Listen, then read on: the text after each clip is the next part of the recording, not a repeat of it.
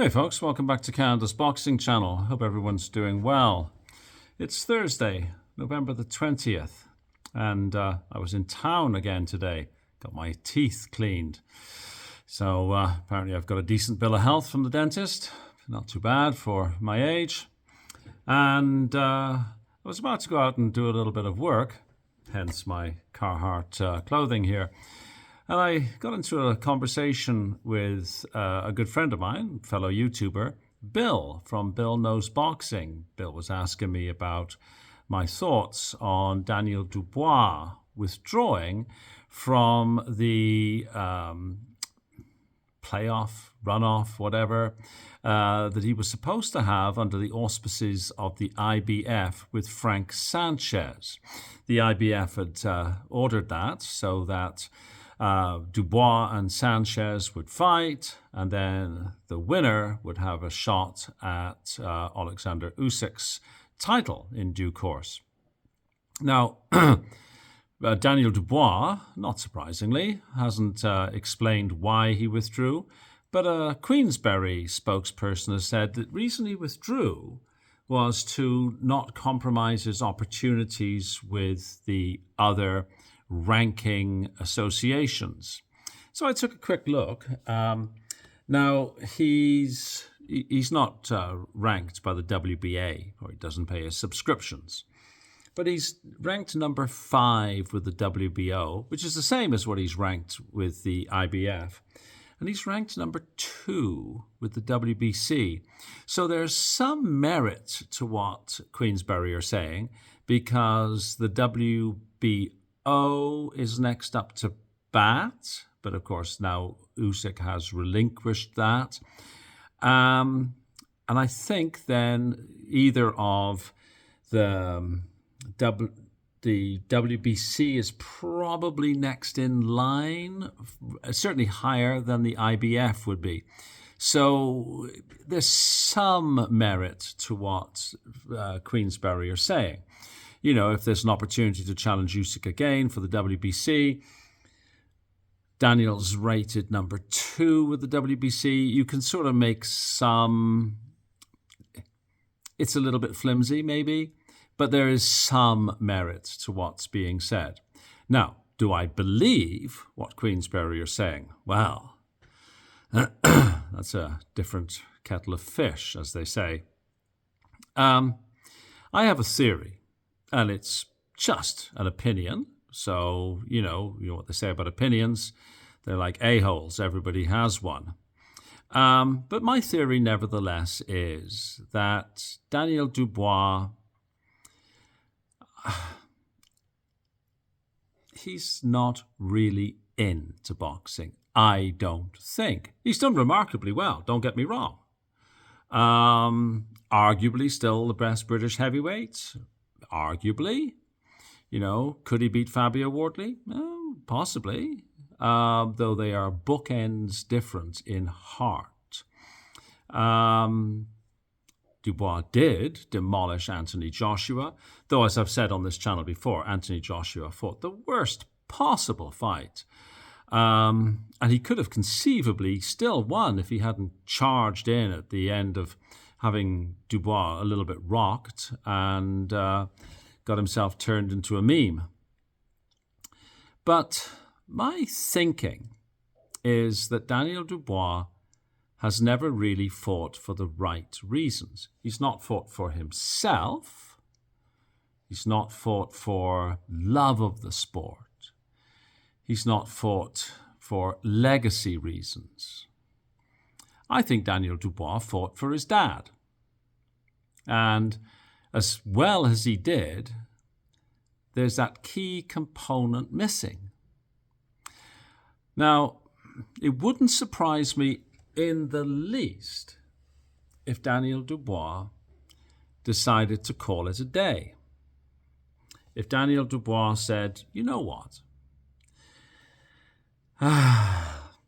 28, 29 next year, June, I think. I've made, well, let's try and work out what he's made. He made £37 million against Joshua, so Probably walked away with 20 grand after tax or something like that. I don't know how much, because I've not looked at his purses on previous fights. But he's a very rich young man. No matter how you slice it or dice it, he's a very rich fellow. Let's assume that he gives a goodly portion of that to his dad. He's still a very rich fellow. And even if he was to be extravagant, he would still be left with a very good chunk of change. Certainly more than the average bear. And boxing isn't a game that you can play at. I mean, you can play professional, I would call it soccer, but yeah, I understand it's football, and have a little bit of a kickabout. You may not be performing at your best, but hey, you can't play at boxing. You can get killed at boxing. People have been killed.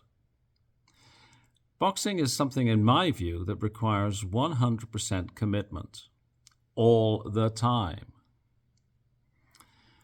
Both in training camp, in sparring, and, most importantly, when the person across the ring from you is trying to knock you unconscious.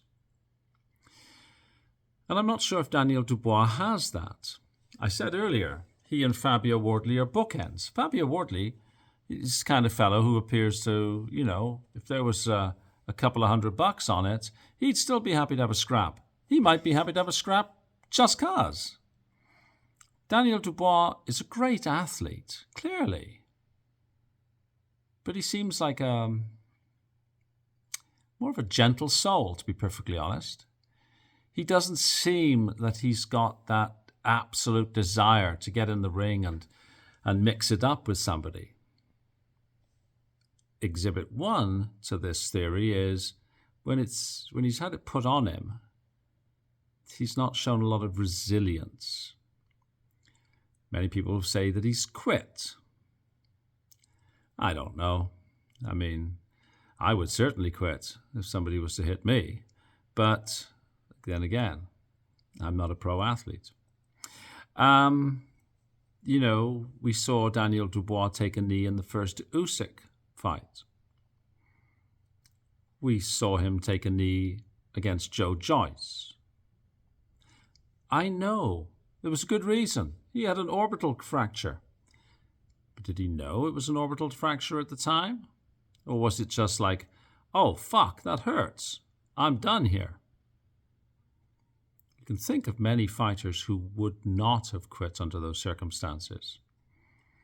And in the last Usyk fight, well, he was down, and as soon as the bell rang, he got up and he walked back to his corner like it was, that's it, thank you, I'm done. Compare and contrast to, again, I go back to Fabio Wardley. But you can also go back through history, that boxers who, would have to be sort of nailed to the canvas. And again, I think this is kind of indicia of somebody who doesn't want to be there. And hey, I'm not besmirching him for that. If he's fighting because his dad wants him to fight, well, that's a little bit different than having the dog inside his heart wanting to fight. So it would never surprise me to read that Daniel Dubois has decided to call it quits. And I don't mean that facetiously. I mean, never work another day in his life. And he's got the money to do so. I mean, it's not hundreds of millions of dollars, but it's a lot of dollars. And as marvelous Marvin Hagler said, it's really hard to go training when you've got out of bed wearing silk pajamas. And I would imagine that Daniel Dubois' bank balance allows for the purchase of many sets of silk pajamas. So, am I disappointed to see that he's decided not to fight Frank Sanchez? Yeah, for sure. I think that would have been a cool fight. Am I surprised? Not in the least. Will I be surprised if we read that Daniel Dubois decides that boxing is not for him? Not at all. And to be honest, I won't blame him.